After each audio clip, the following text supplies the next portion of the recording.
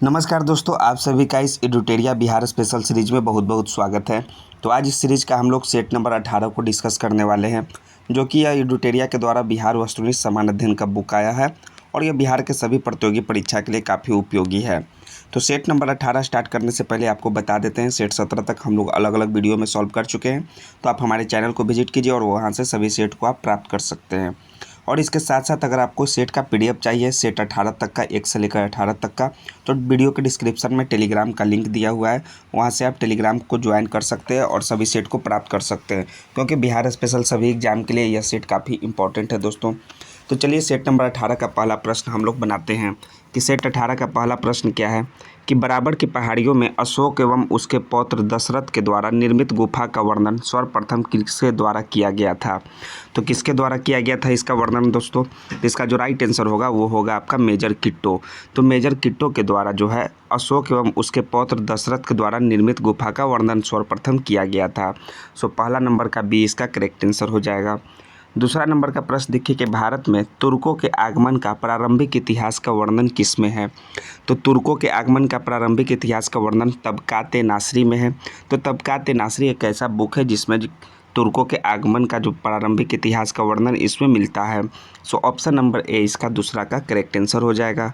तीसरा नंबर का प्रश्न देखिए कि मगध क्षेत्र में किस शासक ने भगवान बुद्ध को अस्थि अवशेषों को प्राप्त कर स्तूप बनवाया था। तो किसने बनवाया था, तो वो अजातशत्रु जो है वो मगध क्षेत्र में भगवान बुद्ध के अस्थि अवशेष को प्राप्त करके स्तूप बनवाया था। तो अजातशत्रु यानी ऑप्शन नंबर बी इसका करेक्ट आंसर होगा। और अजातशत्रु का जो है वो प्रयाग प्रशस्ति में इसके जो है विजय अभियानों का उल्लेख किया हुआ है और अजातशत्रु को जो है भारत का नेपोलियन भी कहा जाता है। 4 नंबर का प्रश्न देखिए कि खुद्दक निकाय में बुद्ध के पुनर्जन्म से संबंधित कितनी जातक कहानियों का वर्णन है।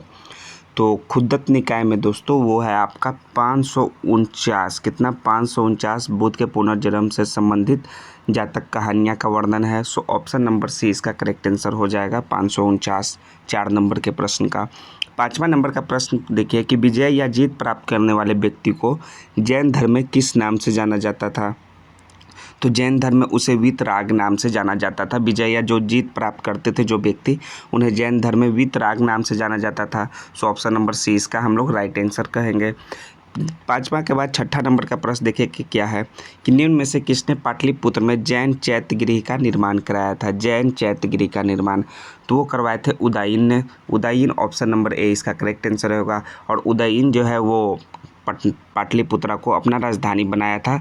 सोन और गंगा के बीच के जो स्थल है उसको पाटलिपुत्रा को उसको जो है राजधानी उदयीन ने बनाया था। सो ऑप्शन नंबर ए इसका उदयीन राइट आंसर हो जाएगा। 7 नंबर का प्रश्न देखिए कि अशोक के किस स्तंभ लेख में कराधान की चर्चा की गई है। तो कराधान की चर्चा दोस्तों वो रूमनीदेई एक स्तंभ लेख है, इसमें कराधान की चर्चा किया गया है। तो ऑप्शन नंबर ए इसका राइट आंसर हम लोग कहेंगे 7 नंबर के प्रश्न का। 8वां नंबर का प्रश्न देखिए क्या है कि मुगल काल में राजस्व संबंधी दस्तावेजों को सुरक्षित रखने वाले अधिकारी को किस नाम से जाना जाता था। तो राजस्व संबंधी जो दस्तावेज को सुरक्षित रखते थे जो अधिकारी, उनको कानूनगो के नाम से जानते थे। तो कानूनगो यानी ऑप्शन नंबर 20 का राइट आंसर हो जाएगा 8 नंबर के प्रश्न का। 9 नंबर का प्रश्न देखिए कि अकबर ने बिहार में दाऊद खां की बढ़ती शक्ति को समाप्त करने के लिए किसे बिहार भेजा था। तो अकबर जो है मुनीम खां को बिहार भेजा था दाऊद खां की बढ़ती शक्ति को समाप्त करने के लिए। इसका प्रमुख उद्देश्य यही था। सो ऑप्शन नंबर बी मुनीम खां राइट आंसर हो जाएगा 9 नंबर के प्रश्न का। 10 नंबर का प्रश्न देखिए दोस्तों क्या है कि विजय सेन किस धर्म का अनुयायी था। तो विजय सेन दोस्तों वो शैव धर्म का अनुयायी था। शैव यानी कि शिव जी की पूजा करता था विजय सेन। तो शैव धर्म ऑप्शन नंबर सी इसका राइट आंसर हो जाएगा। और वैष्णव धर्म में विष्णु भगवान की पूजा होती थी, शैव धर्म पे दोस्तों शिव भगवान की पूजा होती थी। 11 नंबर का प्रश्न है कि विद्यापति द्वारा रचित पुस्तक कीर्ति पताका किस भाषा में लिखी गई है। तो पहले तो जो देख लीजिए कि कीर्ति पताका के राइटर कौन है, विद्यापति हैं, एक क्वेश्चन यहाँ से हो गया। और कीर्ति पताका किस भाषा में लिखी गई है, तो वो मैथिली भाषा में लिखी गई है, दूसरा क्वेश्चन हो गया। सो मैथिली भाषा जो है इसका राइट आंसर हो जाएगा 11 नंबर के प्रश्न का।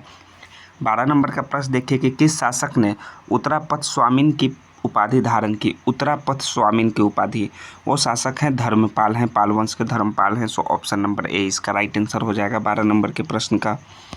13 नंबर का प्रश्न देखिए कि कर्नाट वंश से संबंधित मालदेव के लेख का संबंध बिहार के किस जिले से है। कर्नाट वन से संबंधित मालदेव के लेख का संबंध उनका दोस्तों बिहार के दरभंगा जिले से है। तो दरभंगा और यानी ऑप्शन नंबर बी 13 नंबर के प्रश्न का राइट आंसर होगा। 14 नंबर का प्रश्न है कि गयासुद्दीन तुगलक के बंगाल अभियान के दौरान तिरहुत का शासक कौन था? तो उस समय तिरहुत का शासक हरि सिंह देव थे। कौन थे? हरि सिंह देव थे गयासुद्दीन तुगलक के बंगाल अभियान के दौरान तिरहुत के शासक, यानी ऑप्शन नंबर ए 14 नंबर के प्रश्न का करेक्ट आंसर हो जाएगा। 15 नंबर का प्रश्न देखिए कि किस स्थान से प्राप्त ताम्रपत्र में तुरुस्क दंड नामक जो है कर की चर्चा मिलती है। तुरुस्क दंड नामक एक कर है, उसका चर्चा मिलती है। तो किस स्थान से वो ताम्रपत्र प्राप्त हुआ है? तो वो हुआ है आपका मनेर, पटना जिला के मनेर स्थान से। तो मनेर ऑप्शन नंबर ए इसका 15 नंबर के प्रश्न का करेक्ट आंसर हो जाएगा। 16 नंबर का प्रश्न है कि असहयोग आंदोलन के दौरान बिहार में महिलाओं ने किस समिति का गठन किया था? तो बिहार में महिलाओं ने दोस्तों चरखा समिति का गठन किया था। असहयोग आंदोलन जिस दौरान चल रहा था उस दौरान बिहार में महिलाओं ने चरखा समिति का गठन किया, यानी ऑप्शन नंबर बी 16 नंबर के प्रश्न का राइट आंसर होगा। 17 नंबर का प्रश्न देखिए कि पटना में स्थित बिहार संग्रहालय का निर्माण किस देश के वास्तुकला सहयोग से किया गया है? तो बिहार संग्रहालय यानी कि बिहार म्यूजियम का जो निर्माण हुआ है पटना में जो है वो किस देश के वास्तुकला सहयोग से किया गया है, ये आपको बताना है। तो जापान देश के वास्तुकला के सहयोग से बनाया गया है, जापान देश से। सो ऑप्शन नंबर बी इसका 17 नंबर के प्रश्न का राइट आंसर होगा। 18 नंबर का प्रश्न है कि खेल कूद के विकास के लिए बिहार राज्य खेल परिषद का गठन कब किया गया था? तो बिहार राज्य खेल परिषद का गठन 1961 ईस्वी में हुआ है खेल कूद का डेवलपमेंट के लिए। सो ऑप्शन नंबर सी 18 नंबर के प्रश्न का करेक्ट आंसर होगा। 19 नंबर का प्रश्न देखिए कि राजगीर, बोधगया आदि क्षेत्रों में किस प्रकार की चट्टानें पाई जाती है? तो राजगीर और बोधगया आदि जो क्षेत्र हैं वो किस तरफ हैं? वो हैं आपके दोस्तों बताइए, वो आपके साउथ में है या नॉर्थ में है? आपको गंगा के उस आपके उस तरफ उत्तरी मैदान, इस तरफ है दक्षिणी मैदान, ठीक है। और राजगीर और बोधगया जो हैं वो आपके किधर हैं? वो हैं आपके पश्चिम के साइड हैं, ठीक है। तो राजगीर और बोधगया आदि क्षेत्रों में किस प्रकार की चट्टानें पाई जाती है? तो उसमें जो है किस प्रकार के चट्टानें पाई जाती हैं, फटाफट दोस्तों कमेंट में आंसर दीजिए।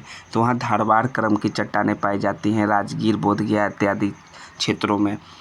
20 नंबर का प्रश्न है कि बिहार का सर्वाधिक वर्षा ग्रहण करने वाला क्षेत्र कौन सा है? तो सबसे ज़्यादा जो वर्षा ग्रहण होता है बिहार में वो होता है उत्तरी पूर्वी क्षेत्र में। उत्तरी पूर्वी क्षेत्र यानी कटिहार, किशनगंज, पूर्णिया जो है आपका उत्तरी पूर्वी क्षेत्र में आता है। सो ऑप्शन नंबर ए 20 नंबर के प्रश्न का राइट आंसर हो जाएगा। और सबसे ज़्यादा जो वर्षा होती है बिहार में वो किशनगंज में होती है, ठीक है, वो भी उत्तर पूर्वी क्षेत्र में ही वो स्थान है। नेक्स्ट है 21 नंबर का प्रश्न कि निम्न में से कौन सा पहाड़ी क्षेत्र त्रिभुजाकार आकृति का है? तो त्रिभुजाकार आकृति का वो पहाड़ी क्षेत्र जो है नवादा मुंगेर का जो पहाड़ी क्षेत्र है वो त्रिभुज आकार का पहाड़ी क्षेत्र है। तो त्रिभुज आकार का है जिसे त्रिभुजाकार कहा जाता है। सो ऑप्शन नंबर 20 का राइट आंसर है 21 नंबर के प्रश्न का। 22 नंबर है कत्था उद्योग हेतु बिहार का कौन सा शहर प्रसिद्ध है?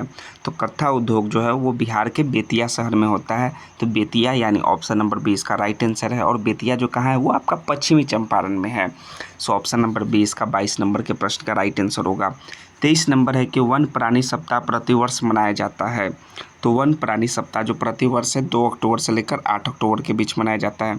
और 2 अक्टूबर को हम लोग जो है वो गांधी जयंती या फिर अहिंसा दिवस के रूप में भी मनाते हैं। और इस दिन लाल बहादुर शास्त्री का भी जन्म दिवस है, ये याद रखिए। सो ऑप्शन नंबर ए 23 नंबर के प्रश्न का राइट आंसर है। 2 से 8 अक्टूबर को जो है प्रतिवर्ष वन प्राणी सप्ताह मनाया जाता है। 24 नंबर का प्रश्न है कि बिहार में सर्वाधिक सिंचाई किस माध्यम से की जाती है? तो जो सबसे ज़्यादा सिंचाई बिहार में होता है वो होता है आपका नहरों से। तो नहरों यानी कि या फिर किससे होता है? तालाब से या फिर नलकूप से या उपयुक्त में से एक से अधिक। तो जैसा कि आपका आंसर जो है एडुटेरिया के द्वारा दिया हुआ है कि बिहार में सर्वाधिक जो है सिंचाई वो नलकूप के माध्यम से की जाती है। जो ऑप्शन नंबर सी इसका नलकूप 24 नंबर के प्रश्न का राइट आंसर होगा। 25 नंबर का प्रश्न है कि बरनार जलाशय परियोजना किस जिले में स्थित है? तो बरनार जलाशय परियोजना जो है वो जम्मू जिले में स्थित है। जम्मू यानी ऑप्शन नंबर ए इसका राइट आंसर है 25 नंबर के प्रश्न का। 26 नंबर का प्रश्न देखिए कि धारवाड़ चट्टानों की अवसादी शैलों में पाए जाने वाले प्रमुख खनिज कौन हैं? तो जैसा कि आपने देखा राजगीर गया में किस क्रम की चट्टानें पाई जाती है? धारवाड़ चट्टान पाई जाती है। तो धारवाड़ चट्टानों के अवसादी शैलों में पाए जाने वाले प्रमुख खनिज कौन से हैं? तो खनिज का नाम है मैग्नीज है, ठीक है। तो ऑप्शन नंबर ए इसका 26 नंबर के प्रश्न का राइट आंसर हो जाएगा मैग्नीज। 27 नंबर का प्रश्न है कि राजगीर स्थित आयुध कारखाने के निर्माण की स्वीकृति कब मिली थी? तो राजगीर में जो स्थित है आयुध कारखाना, उसके निर्माण की स्वीकृति 2001 ईस्वी में मिला था। सो ऑप्शन नंबर बी 27 नंबर के प्रश्न का राइट आंसर हो जाएगा।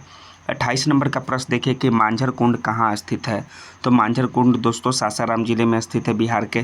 तो option number B right answer हो जाएगा 28 नंबर के प्रश्न का। 29 नंबर का प्रश्न है कि कोहिरा बांध स्थित है।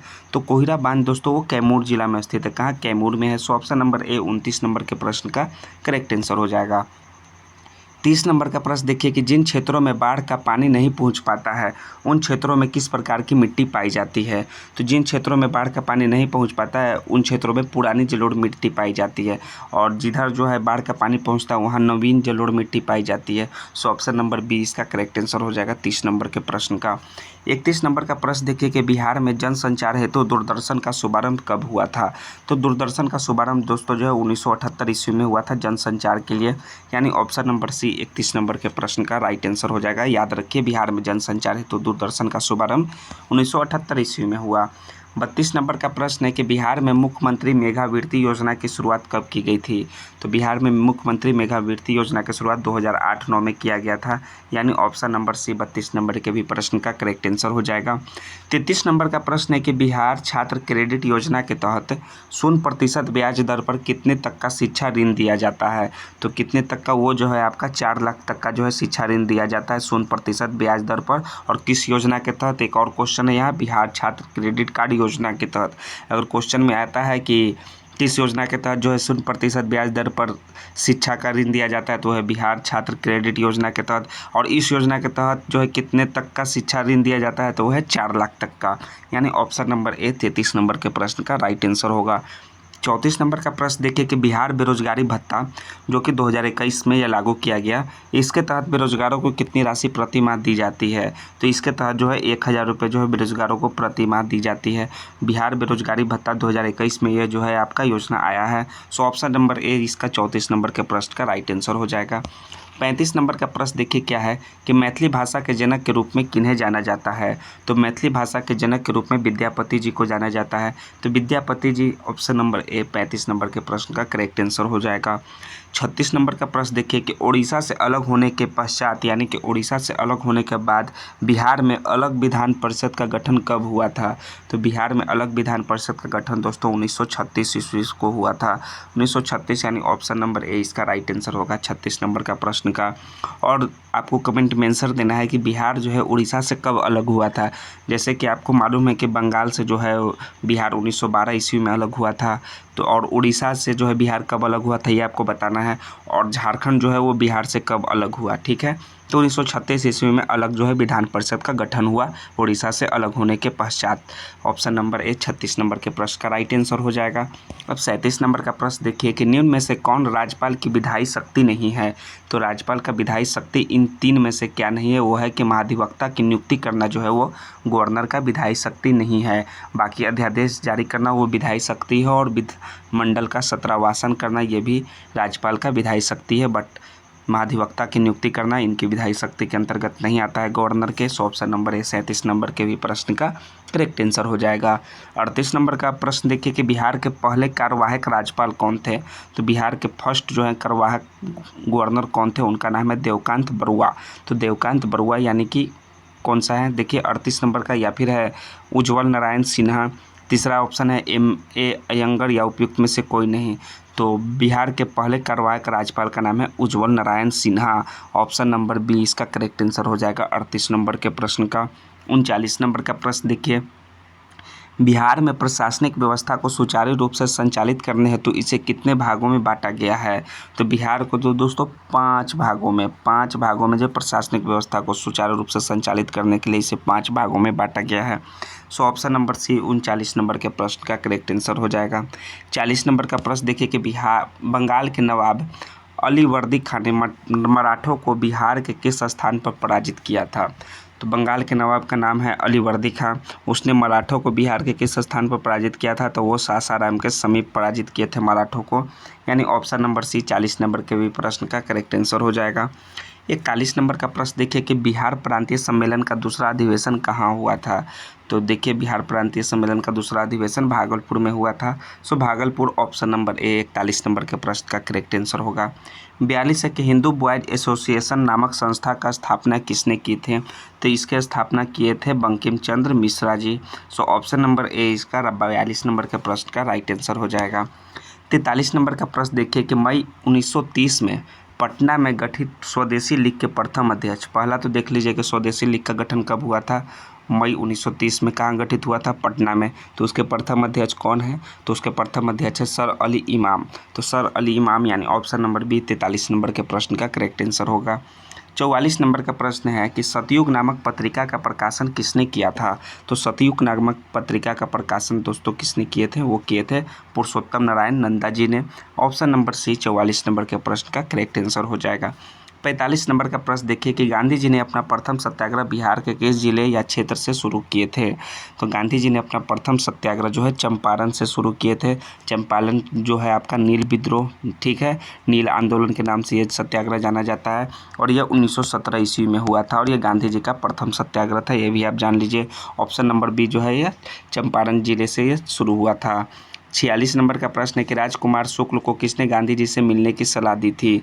तो राजकुमार शुक्ल को गणेश शंकर विद्यार्थी ने वो गांधी जी से मिलने की सलाह दी कि आप जाकर गांधी जी से मिले, इस समस्या को बताएं, ठीक है। सो ऑप्शन नंबर सी इसका राइट आंसर है, जो कि नील विद्रोह हुआ था, वो नील आंदोलन, वो गांधी जी के द्वारा प्रथम सत्याग्रह हुआ था। वो राजकुमार शुक्ल ने सारा प्रॉब्लम किसानों का जो है गांधी जी को बताया था और गांधी जी से मिलने की सलाह गणेश शंकर विद्यार्थी जी ने दिए थे। सो 46 नंबर का सी करेक्ट आंसर हो जाएगा। 47 है कि दांडी यात्रा में गांधी जी के साथ बिहार के किस व्यक्ति ने भाग लिया था? तो दांडी यात्रा में गिरिवरधारी चौधरी, क्या नाम है? गिरिवरधारी चौधरी जो है वो दांडी यात्रा में व्यक्ति ने जो है उनका नाम है, उसने भाग लिए थे गांधी जी के साथ। ऑप्शन नंबर ए 47 नंबर के प्रश्न का करेक्ट आंसर होगा। 48 नंबर का प्रश्न है कि बिहार प्रांतीय किसान सभा का तीसरा सम्मेलन कब और कहाँ हुआ? तो जान लीजिए दूसरा सम्मेलन जो हुआ था वो हुआ था कहाँ? मुजफ्फरपुर में हुआ था। कहाँ हुआ था? देखिए हमने पिछले वाले प्रश्न में पढ़ा है, मुजफ्फरपुर, ठीक है। और इस बार जो है आपका तीसरा जो प्रांतीय सम्मेलन हुआ बिहार प्रांतीय किसान सभा का, वो कब और कहाँ हुआ? वो हुआ आपका गया में हुआ, 1934 ईस्वी में हुआ। So option number C 48 number के प्रश्न का करेक्ट आंसर हो जाएगा। 49 नंबर का प्रश्न है कि बिहार में नोनिया विद्रोह का प्रमुख कारण क्या था? तो नोनिया विद्रोह जो है 1770 से लेकर 1800 के बीच चला। एक क्वेश्चन यहाँ आपका बन रहा है और इसका प्रमुख कारण क्या था नोनिया विद्रोह का? उसका जो प्रमुख कारण था वो था सोरा से संबंधित जो था वो कारण था। So option number B 49 number के प्रश्न का करेक्ट आंसर होगा।